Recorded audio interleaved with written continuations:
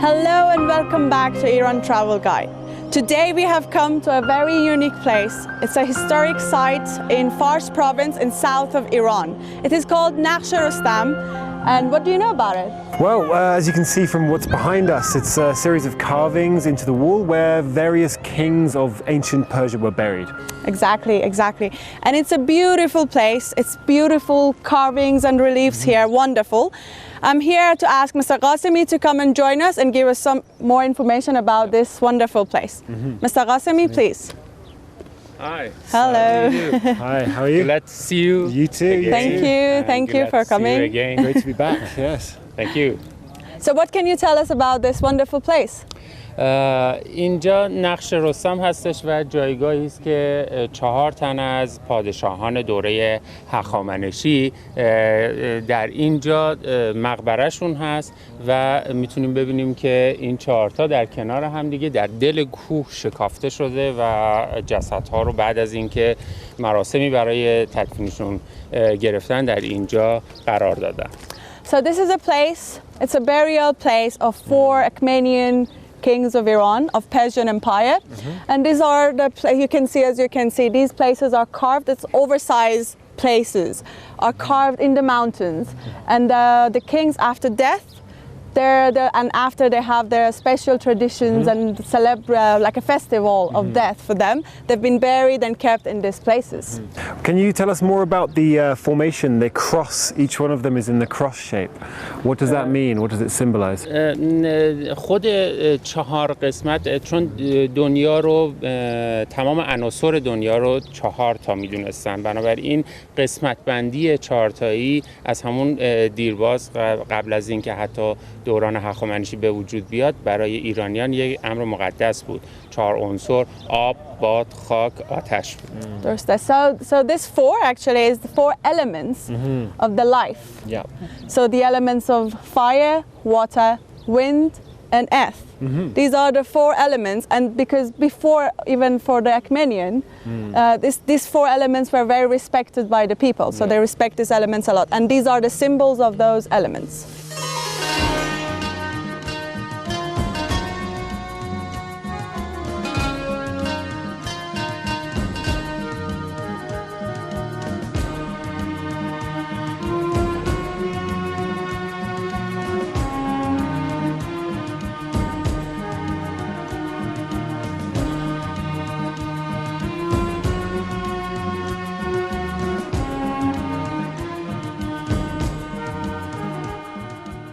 And it is important to know that this was a very special road and path, because this was a path that would connect the north of the country to the center and then to the south.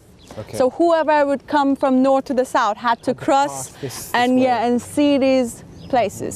We can still see the road today, in fact, which exactly. is roughly on the site of where the old road would have been, just passing straight past here.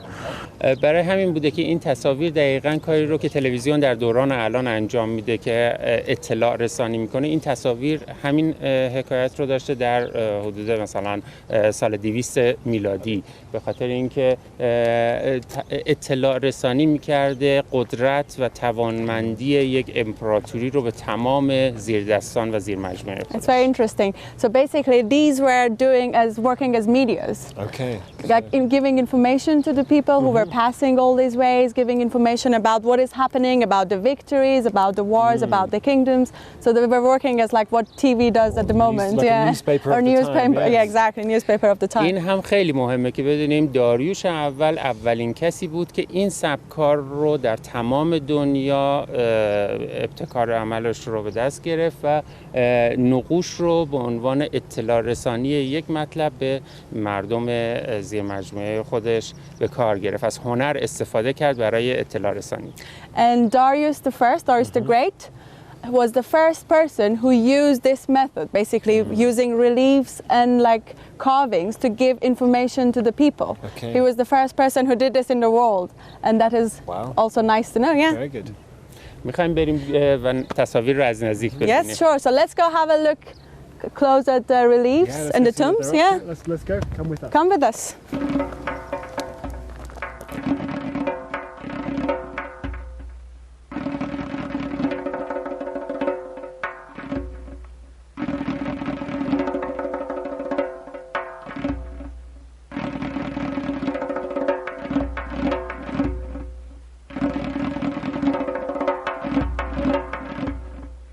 So what we see here is, in this relief picture, we see the depiction of a king, Naqsh, being given Narsi, yeah. the ring of kingship By Anahita. by Anahita, Anahita is basically the goddess of water.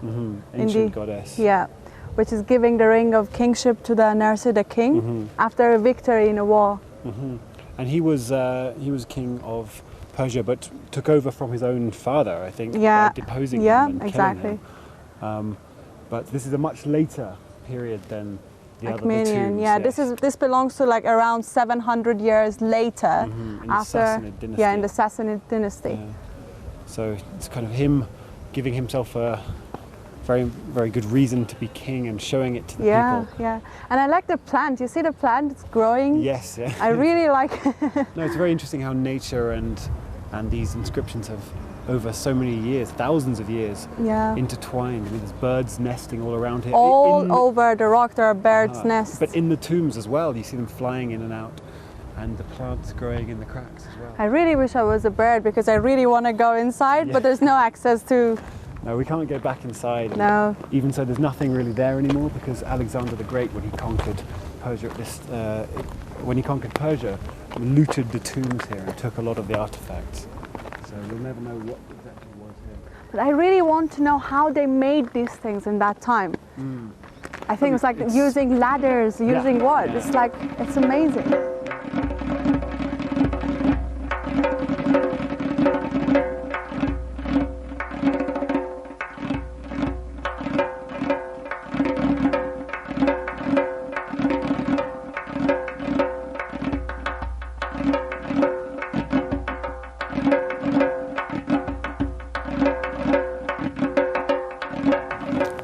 So this is the tomb of Darius. Yes. Can you tell us a little bit more This about... one is the tomb of Darius.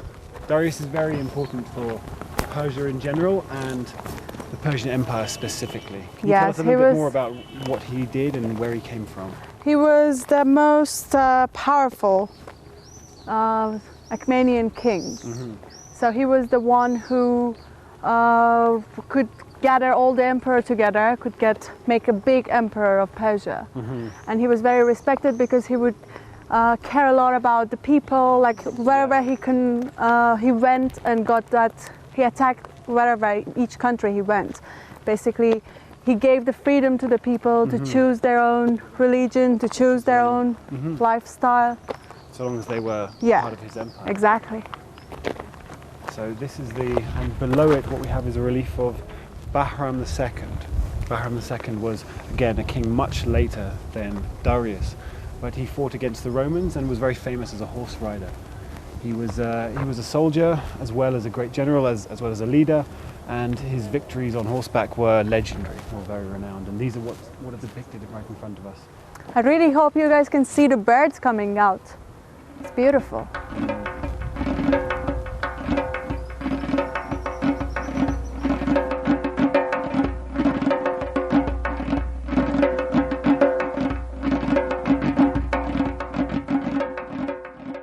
Right now, this is Artaxerxes The first.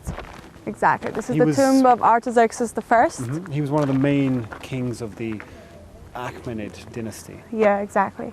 And you see the relief below it. That's again belongs to Sassanid period, and that's a victory of the king of Sassanid called Hormuz Hormuz, yeah. against the Roman emperors. And again, we see like quite a strong emphasis on the military tradition of the horse. Horse, Yeah, exactly, which is- exactly. But you know, this one, it's a bit ruined, so it is not very clear maybe from here. And above it, there was another relief which has mainly been destroyed. Destroyed, You can yes, see little bits of it, but not much is left. exactly.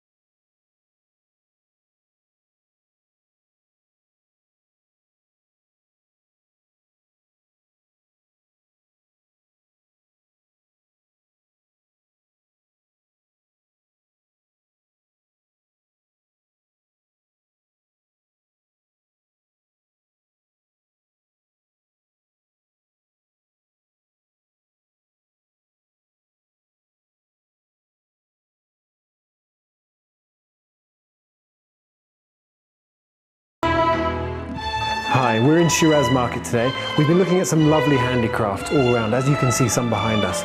But to give us a bit more detail, some expert knowledge, we're here with Mr. Ghasemi from the Iran Cultural Heritage Handicraft and Tourism Organization. So hello, thank you very much for being with us today.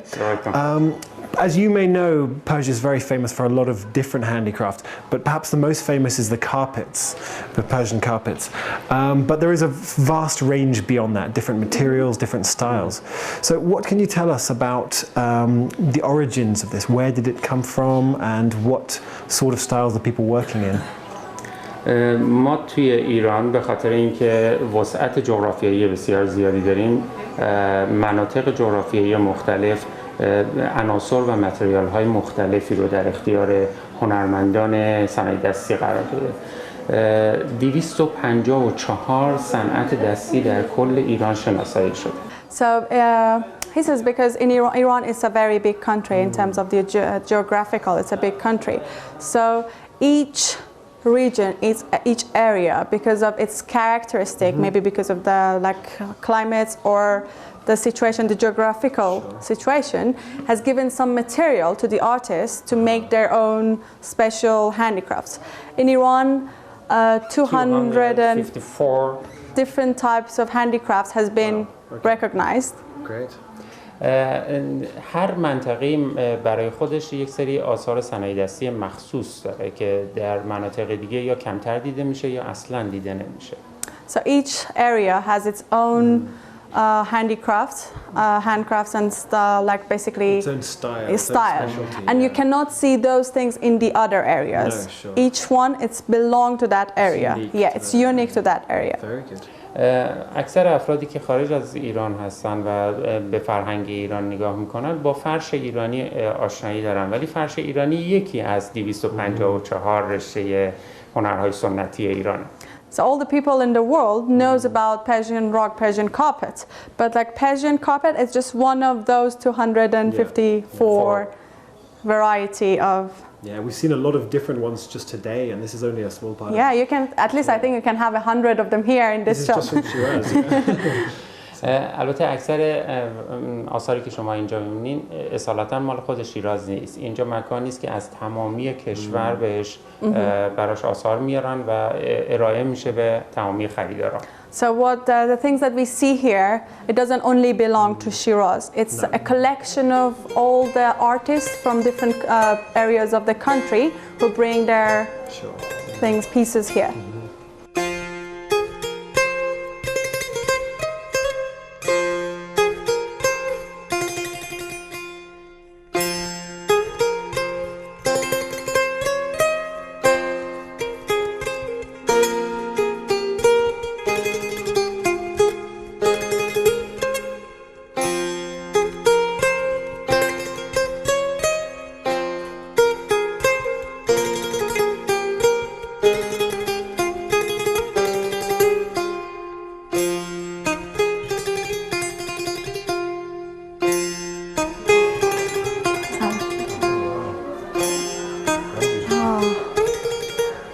اینا نقره هستن؟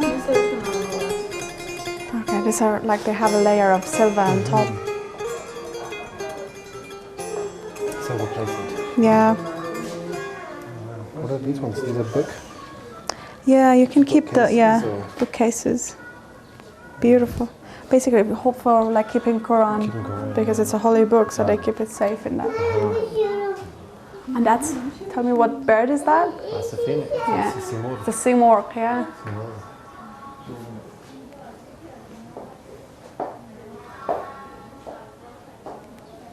Beautiful.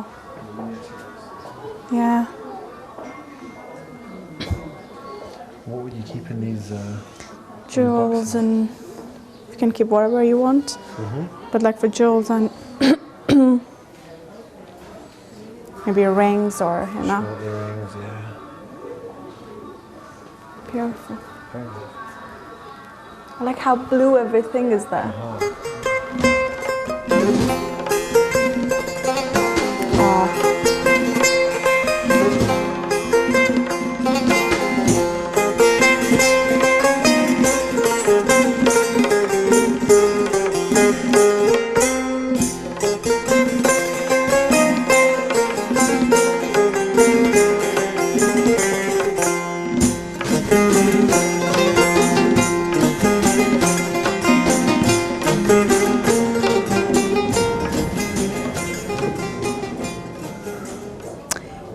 This is beautiful.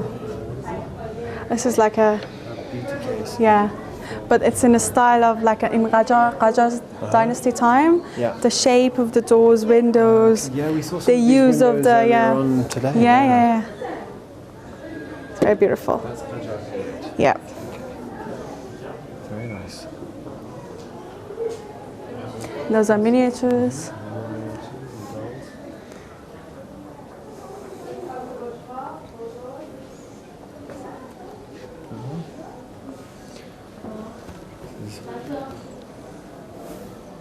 It's beautiful. The Persian version of Barbie. Yeah.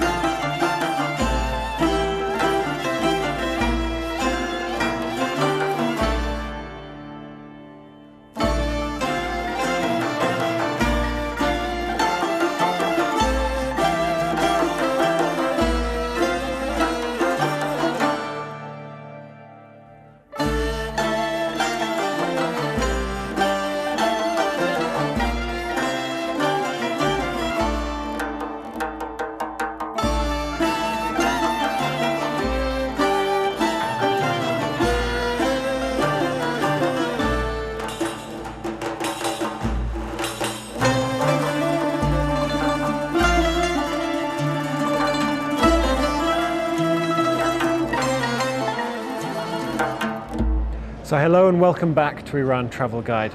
We're here in the holy city of Mashhad and we're in one of the luxury 5-star hotels here where we've met a friend of ours from India. Hello and welcome. And can you tell us who you are, where you're from exactly and why you're here, please? Welcome, good evening to all of the people present here and to the city. And I am from India and I have come here last week in spite of so many suggestions that maybe some problem or something may be there. So, but finally my friend suggested me to be here and really I'm feeling very happy to be here. Okay, great. So, And things are totally different what I thought before coming. so what did you think before coming? Were you worried, were you nervous? Yeah, I was worried because of security reasons, and after coming here, really it's good. Okay, great. And people are loving and affectionate. Very Yes. good. And I am getting very good response throughout the people over here. And my friend is taking care of my all needs, whatever is there. Great. Which other cities have you been in Iran? In Iran, I was arrived at Tehran, and after that, I went to some other place. Isfahan, yes.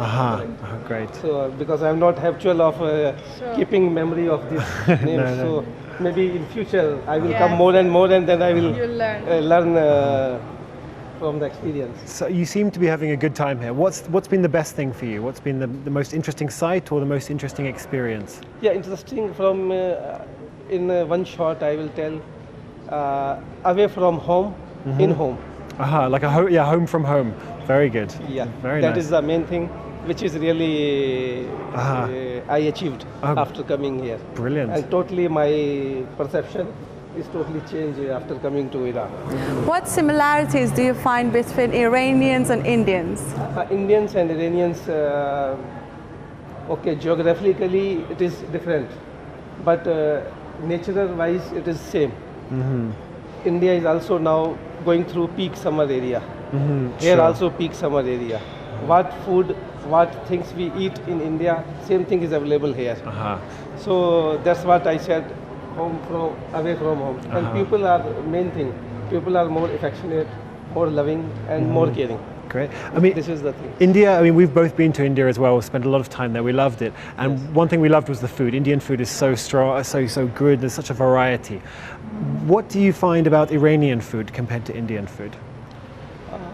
Do you like Yeah. it as well? Yeah, I like honest. Iranian food. I liked it, and Indian food little spicy, and whereas Iranian food is little Less spicy. Less spicy. Uh-huh. So it's depend person to person. Sure. Yeah, taste. And how do you find the country in terms of like tourism things, as a tourist? Things like accommodation, security, safety, food, like this sort of things. How do you find Iran? Yeah, regarding tourism, very honest with you, I think some collective efforts to be done to attract more tourists. The number of tourists what I expected before coming here is not that much. Sure. And nowadays, any country growth is depend on their economy. Yes. And I think tourism industry is the main which drives the economic of a Sure, country. So in that, I think some improvement further can be done to attract more people from all over the world or wherever possible. Great. But like, So, how is There is a scope for improvement of tourism industry. But how is the country in terms of like security-wise or accommodation for you? Have you had any problems so far? No, security-wise, accommodation, no issue. Very Only good. thing, marketing or marketing to be done by Advertising. advertising to be done by tourism industry Great. in Iran. Well, I mean, this is kind of what what we're you're doing with doing. this show, and, Yeah, and that's it's good. great. It's great to hear you say such I good wish things about it. all the best to you so that you can give more. You can offer more packages, and you can promote Iran. You can promote your packages to other part of the world. I think you're a Protect more businessman, people. am I right? Yes. Yeah, that's very clear from your perspective. Yes. Very good. I mean, if you could just say one sentence, what would you say to people watching this? Maybe people who have not been to Iran, interested in the country but not sure what to come. What would you say to them watching at home? Yeah, I will request all the people watching through media to come and visit Iran and see exactly what is happening there. Here, security issue, no. Food, no problem. And people are loving and affectionate much. So please do visit Iran and see yourself. Don't go about the words or media, whatever is giving in their countries. So please come to Iran and have a look of actual. Really, it's good. Really, it's good. Great. Thank Beyond you. the imagination. Thank you so Thank much. you so Here we much. have tourists from India whose whole perception of what Iran was before he came has changed when he's come Yes, here. exactly. I just want to say I love India. Yeah, I love your country. Your country is amazing. You should visit India too. Yes, There are still And- stop in and- India and Iran. And yeah. on behalf of India, I invite all the people, whoever watching this channel, please come and do visit India and help our economic to grow. So there we have it. India and Iran, two great places to visit. Yes. We've been to both of them. And main advantage, main similarity in both countries, both start from I. Very good. India, Iran start from I. So I